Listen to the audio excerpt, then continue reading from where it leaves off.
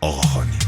تو چشات داری تو الماس، دلم خواست از اون خنده های خوشگل و ناز و یکم خواستمون. بار اول که چشم خورد به دوتا چشت، گفتم تو همونی که باید بشم عاشقت. منی که پرم فهم کم میارم جلوت، ندیدم من اصلا مثل ترجا گشتم و تازه این اولشه میکنم به نام تو. من این قلب عاشقم تو نمیخوامش گلم، دور تو میگردم تا خود صبح تا خود صبح. نمیاد ایشکی اصلا به جای تو به جای تو.